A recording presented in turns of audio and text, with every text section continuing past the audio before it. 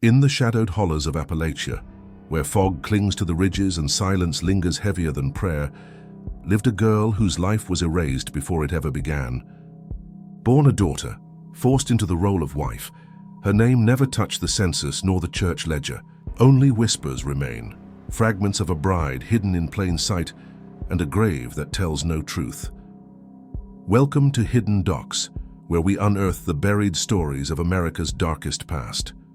These are not the tales written in history books, but the ones spoken in hushed voices at kitchen tables, in church pews and on porches as the sun goes down. Tonight we journey into the Appalachian Mountains, a land of isolation, tradition, and secrets buried in the soil. Stay with us until the end, because this story will leave you questioning what family once meant behind closed cabin doors. And the early 1900s, Appalachia was more than a region, it was a world apart. Mountains rolled endlessly across the horizon, their ridges swallowing sound, their hollers cutting off one family from the next. Roads were little more than narrow trails of mud, impassable during rains, treacherous in the snow. To live here was to live in isolation, both physical and spiritual. Outsiders rarely came, and when they did, they rarely stayed. It was in these mountains that generations folded into themselves. With few newcomers and fewer opportunities, families often married within their own circles, sometimes cousins, sometimes closer. Over time, the bloodlines tangled, and rumors of deformities, strange customs, and mountain ways drifted down into the towns below. Appalachia became a place spoken of with both pity and fear, an America hidden within America, where survival trumped morality, and secrets lingered longer than smoke in a chimney. Among one of these ridges, in a weather-worn cabin of rotting wood and blackened stone, lived a family that neighbors spoke of only in hushed tones. To outsiders they appeared unremarkable: a widowed father, his children, and a house clinging to the side of a slope. But those who lived closest sensed that something inside that cabin was not ordinary. The girl at the center of our story was barely more than a shadow to the community. Few could recall her face clearly. Fewer still remembered her name. She did not appear in the schoolhouse records, nor in the church attendance logs, and yet they knew she was there, glimpsed in the window as strangers passed. Her pale face framed by curtains, her eyes wide and watchful. Her mother had died years earlier, taken suddenly by fever or perhaps childbirth. The truth was never confirmed. What mattered was that in the absence of a wife, the household bent inward. The father, already known as a stern, withdrawn man, grew more secretive still. And as the daughter reached the fragile age between girlhood and womanhood, the whispers began. Neighbors told stories of hearing the girl singing to herself in the yard, hymns broken with long pauses, as though she were both child and adult, echoing the roles forced upon her. Others recalled seeing her dressed in clothes far too large, as though meant to conceal her shape. One memory recurred again and again, the way the father's hand lingered on her shoulder, not protective but possessive.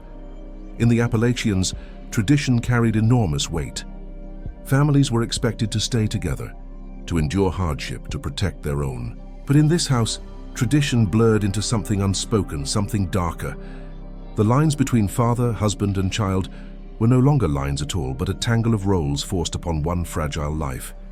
By the time she reached her early teens, the whispers had curdled into certainty. She was not merely the daughter of the house, she was something more, something forbidden. And though the community saw the signs, no one dared to speak them aloud. For in these mountains where silence was survival, some truths were buried as deeply as the roots of the pines. Yet silence cannot bury everything. And soon the girl's role in that cabin would no longer be hidden behind shuttered windows. After the death of her mother, the cabin seemed to shrink in on itself. The woman who once softened its silence with hymns and warm meals was gone, leaving behind only the stern figure of the father and his children, who dared not look him directly in the eye. It was during this time, locals whispered, that the young girl, barely a teenager, was promised, but not in the way most would think, promised not to a neighbor's son, not to a distant cousin, but to the very man who had raised her. In those isolated mountains, promises were sacred. A man's word carried more weight than the law, more permanence than the preacher's sermon. But this promise was different, twisted. It was not made before the church or the community. It was whispered within the cabin walls, a pact sealed by silence. The girl, robbed of her childhood, was to take the place of her dead mother. Daughter by birth, wife by command. The signs of this arrangement surfaced quickly. Neighbors who ventured near the cabin noted that the girl no longer dressed as a child. Gone were the patched calico frocks and ribboned hair. In their place were longer skirts, somber and plain, with shawls drawn tight over her shoulders. It was a costume of adulthood, though she was still years from becoming a woman. One farmer's wife recalled passing her on the mountain path, clutching a basket of cornmeal. The girl kept her eyes fixed on the ground, her face drained of all color, as though she were already carrying a weight too heavy for her small frame. She was absent from the school rosters. Teachers who marked the names of other children never once saw hers written down. Some claimed she had never attended a single day, that her father had declared her needed at home. And when Sunday rolled around, her seat in the church pews sat empty. The congregation whispered at first, then grew silent. Perhaps it was easier not to ask questions. The community in those days had a way of seeing without seeing. They noticed the changes, but spoke of them only in hushed tones around their own dinner tables. "The girl don't come down no more," one neighbor muttered. Another added, "She's wearing her mama's ring." But when pressed, no one wanted to admit aloud what those signs suggested. To speak it was to stain the air with a truth too heavy for a God-fearing people. Still, the silence around her name was deafening. It was as if she had been erased from the outside world, her identity folded into the role of wife within her own home. Where once she might have been called child or student or even simply daughter, she became nothing more than an extension of the man who claimed her. And yet, behind that silence, darker truths lurked. Stories circulated of neighbors passing by at night and hearing muffled sobs carried on the mountain wind. A few claimed to see her silhouette lit by the flicker of lamplight, standing motionless at the window, her hands pressed against the glass as though yearning for escape. But there was no escape. In the early 1900s Appalachian hollers, a girl's fate was bound by the will of her family and by the silence of those who looked away. And as her body grew into adolescence, so too did the whispers. Soon the community would see undeniable proof that the line between daughter and wife had been crossed. Whispers are the lifeblood of an Appalachian holler. Stories travel faster than wagons, curling like smoke through the valleys, carrying fragments of truth and poison alike. And in this holler, the whispers grew louder with each passing season. The girl who had once been hidden away began to appear, not as a child running through fields, but as a bride, though no church had ever rung its bells for her. Neighbors spoke of seeing her dressed in clothes far too large for her fragile frame. Oversized dresses meant to mask her youth, rather than celebrate it. One woman passing the cabin one autumn morning swore she saw the girl clutching a bouquet of wildflowers, her hands trembling so violently that petals fell to the dirt. Beside her stood the same man who had once been her protector, now positioned like a groom. His expression was stern, unreadable, but his hand rested heavily on her shoulder, a claim more binding than any marriage certificate. The so-called wedding was never official. No preacher stood at their side. No community bore witness in celebration. There were no recorded vows, no signatures inked into a family Bible. Yet for those who saw her return to the cabin after that day, there was no question. The father had made her his wife. From that moment on, the transformation was undeniable. The girl no longer walked the path to fetch water or to trade with neighbors. Instead, she moved only under his watchful eye, as though the mountain itself had become a prison yard. To outsiders, she seemed less like a bride and more like a ghost, her once youthful presence consumed by a role she had never chosen. Still, certain glimpses pierced the silence. A pair of hunters remembered passing the cabin late one evening, their lanterns flickering against the windows. Through the glass, they claimed they saw her standing rigid, her bouquet still clutched in one hand, though it had long since withered. Her face was pale as bone, her eyes hollow, staring outward at the night, as though the darkness beyond the cabin offered more comfort than the man within it. The whispers deepened when the girl ceased to leave the house entirely. Villagers noted that the father would appear in town for supplies, his daughter-turned-bride nowhere to be seen. When asked, he muttered only that she had duties at home. The words carried a weight that chilled those who heard them. Duties, not chores. Not schooling. duties of another kind. And though no one dared confront him directly, the community carried its unease like a collective burden. "It ain't right," one old man admitted years later, but nobody wanted to be the one to say it aloud. That holler swallowed up voices that tried. Silence in those mountains was not just complicity, it was survival. The cabin doors eventually closed to outsiders, the family withdrawing into themselves. Smoke still rose from the chimney, signaling life within, but it was a life bound by secrecy and shame. The girl, now seen only through fleeting shadows at the window, never left again. Her bouquet, once a symbol of innocence, had long since rotted away. But its memory lingered in the minds of those who had seen it, proof that a wedding had taken place, not in law or in God's house, but in the twisted isolation of a mountain home, and soon, the silence would be broken not by vows, but by the cries of a child.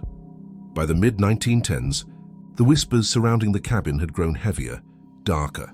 The girl, once hidden in oversized dresses, began to show signs that could no longer be concealed.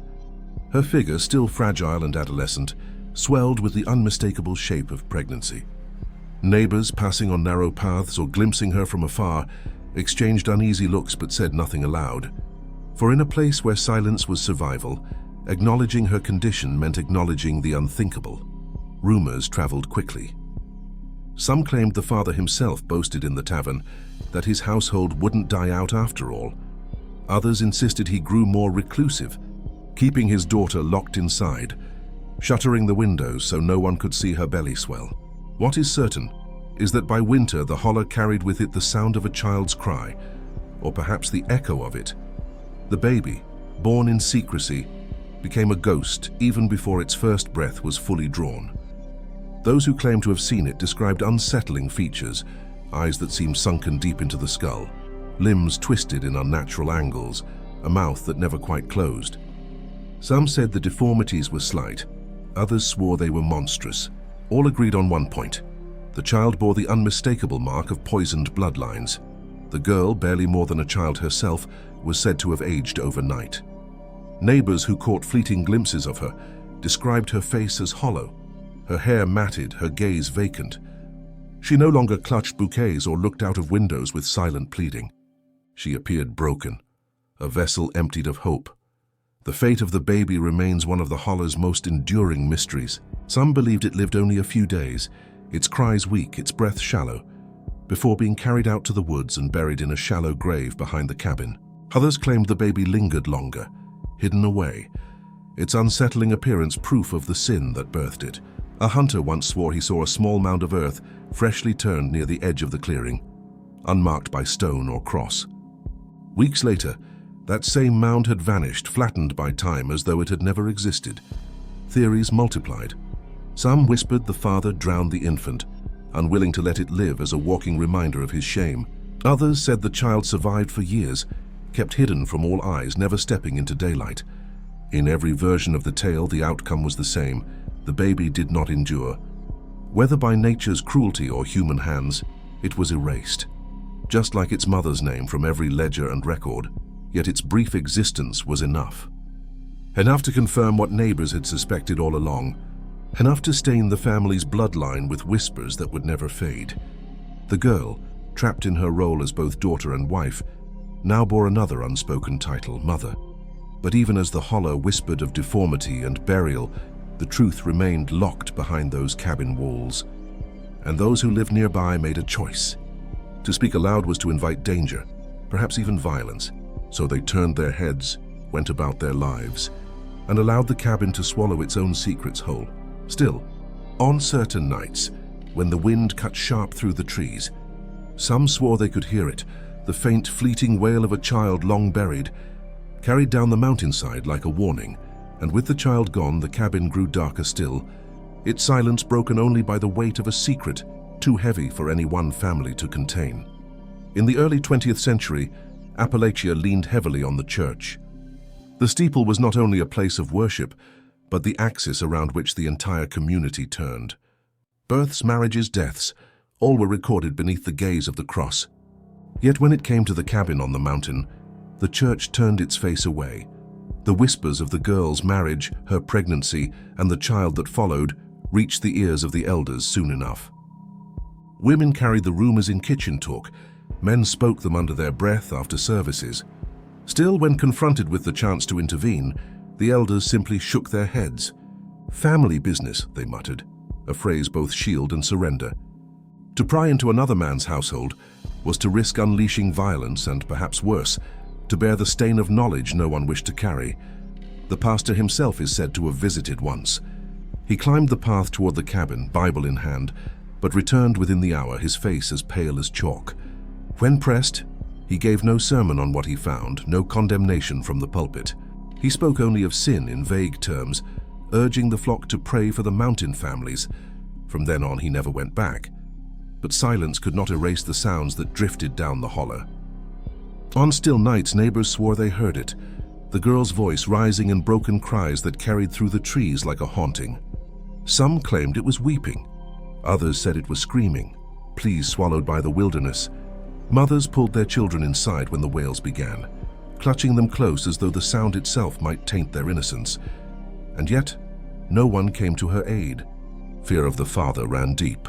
He was known as a hard man, quick with his fists, quicker still with the rifle he kept leaning by the door.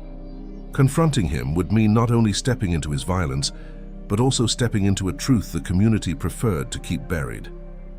For to admit what he had done was to admit that their silence had made it possible. The holler became complicit in its own denial. Families walked to church on Sunday, their hymns rising with feigned purity, while the girl remained locked in her role up the mountain. They tilled their fields, raised their livestock, and allowed her cries to become another sound of the wilderness, like the cry of a fox or the scream of a night bird. Something eerie, something to be ignored. Over time, the screams grew less frequent, as though exhaustion had dulled even her ability to cry out. Neighbors told themselves she had accepted her fate, that perhaps the worst had passed. But the truth was darker. Silence does not mean peace. Often it means something has broken. The girl was no longer simply hidden, she was erased. Erased by her father's control, erased by the church's indifference, erased by a community that preferred willful blindness over confrontation. Her suffering became a ghost story in the making, one the living chose not to face while she still drew breath. And yet, as the years crept forward, the cabin's silence deepened into something more ominous. Because when a story is buried long enough, it does not vanish. It festers, and soon the holler would learn that the mountain does not keep secrets forever. The holler knew. Every porch whisper, every bowed head in Sunday prayer carried the weight of what festered in that cabin. Yet the church bells kept ringing, and the elders kept calling it family business. To interfere meant breaking the unspoken law of the mountains. At night, her cries cut through the stillness, thin, sharp, and unrelenting. They echoed across ridges like a warning no one wanted to heed. The townsfolk closed their shutters, clutched their children tighter, and prayed the sounds would fade, but silence can be its own kind of sin. In denying her suffering, the community carved a scar into its soul, one that would never fully heal. Her story lingers like a shadow across the Appalachian ridges, a reminder of how silence and isolation can twist kinship into something unrecognizable. The cabin rots, the family name is lost, but the whispers remain. Subscribe to Hidden Docs for more untold histories, because if this horror could hide in plain sight, what else still lies buried in America's forgotten mountains?